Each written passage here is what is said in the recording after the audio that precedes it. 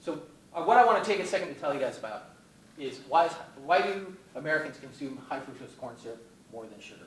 And so this is one of my more favorite stories because a student came up to me after class one day and said, literally, what's the deal with high fructose corn syrup? And I said, that's a very good question. I didn't know the answer to it. And some of my more favorite stories actually came from very simple questions like that, and this is one of them.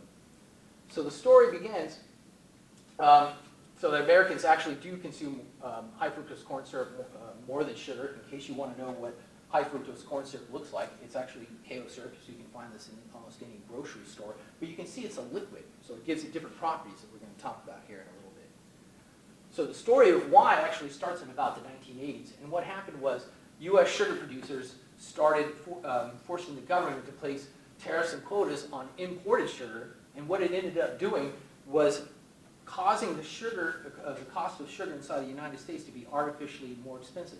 So sugar inside the United States is twice as expensive than it is anywhere else in the world. And so this produced a big problem, especially for the producers of sodas. So these companies, so many U.S. companies started looking for an alternate to sugar. So they needed a sweetener. But the problem is sugar is actually too complex to be made artificially by petroleum or some other process. So they wanted to get it from a natural source. And overall, what they wanted to do is be able to come up with a product that mimicked sugar. So what do I mean by sugar?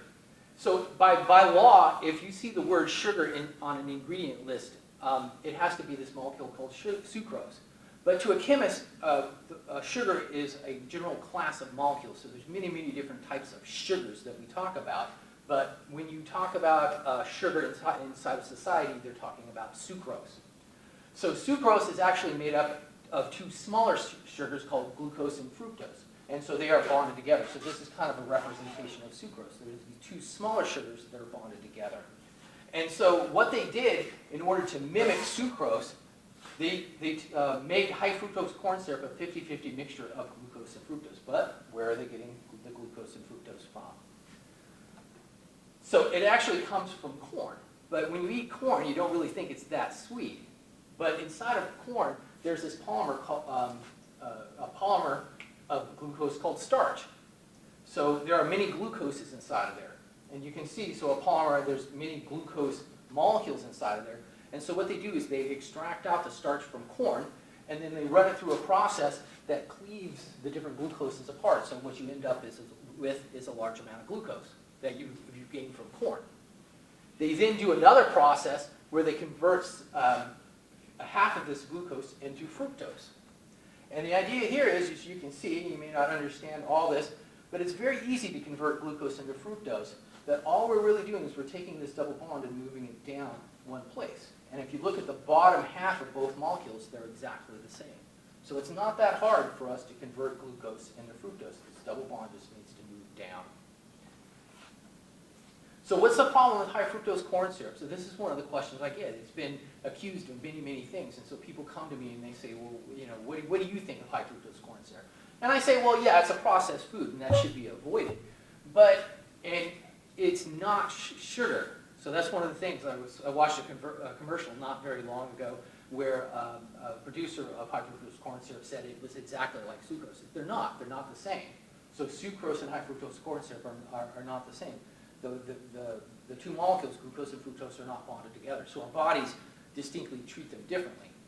But if you take a second, I don't really think there's that much problem with high fructose corn syrup. If you think about it, the sweetener that's in honey is actually almost exactly the same thing. So honey is a 50-50 mixture of glucose and fructose. And what happens is bees come along, they eat sugar that they find, and they kind of pre-digest it. So it's almost like saying if somebody was drinking honey, would you think that that would be a problem? Okay? And then the idea is also that glucose is a major molecule inside of our body, and fructose comes from fruit. So our bodies are used to getting these sugars and processing them. So there's really not a problem with it. So the problem with high fructose corn syrup is the cost. So it is so cheap that they started putting high fructose corn syrup in everything. So if you want to have a fun time, go into a supermarket and try to find a product that doesn't have high fructose corn syrup inside of it. Even juices and breads, they put high fructose corn syrup in there. And the idea is because it's so cheap, you can put some of it into your product and it tastes better. If you put sugar into almost anything, it tastes better. And so this is the problem with the high fructose corn syrup. So you can see, and like I said, they put it into baked goods, and there's some good things that come from high fructose corn syrup. But when you bake bread, if you want that nice browning on it, this actually comes from sugar inside of bread. So this is why it's very common to add a little bit of sugar into bread. That helps create this kind of caramel coating in there. And also, and I'm somebody from the 80s, is that high fructose corn syrup allows us to make soft baked cookies. So because high fructose corn syrup is a liquid, the cookies come out softer. So this is something else. So the high fructose corn syrup came out in the 80s, and that's when soft baked cookies also came out. So the problem is, and this is what I believe, because now there's high fructose corn syrup in everything, people have been ingesting more sugar.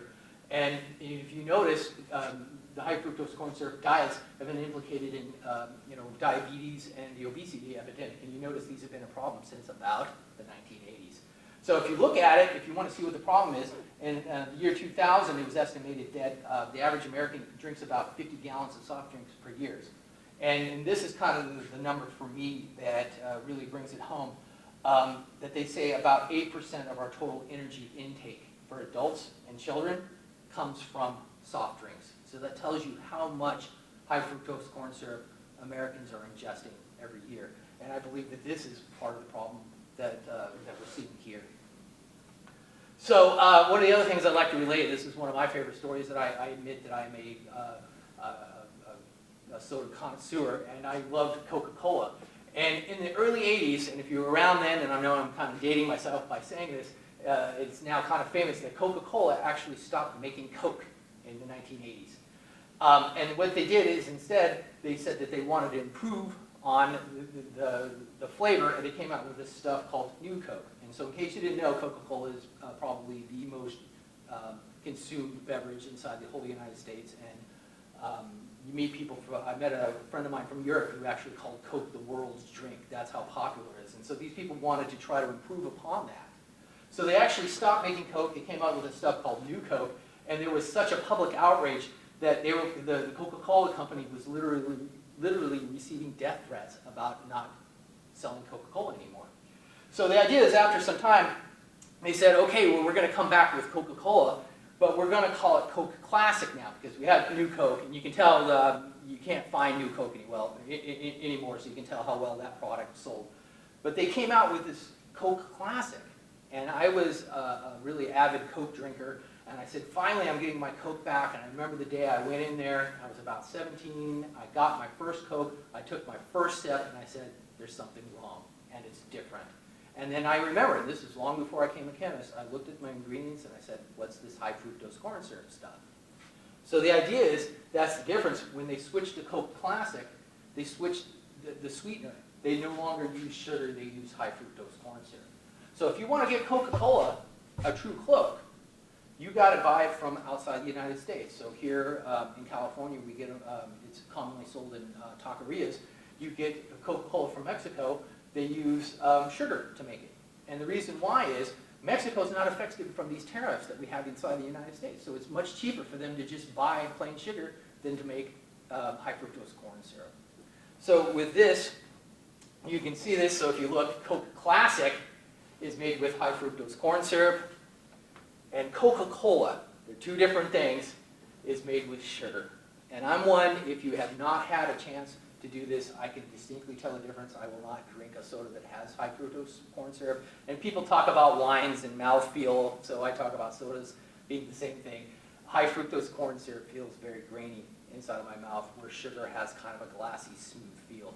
So if you haven't had a real Coke, you should do that. Or if you have a favorite soda, you should go and find the version made with real sugar. And this has been a thing now where consumers have realized that sugar is superior to high fructose corn syrup. So companies have started making what's called throwback versions of their products. So it's very easy to find other things like Dr. Pepper and 7-Up using sugar.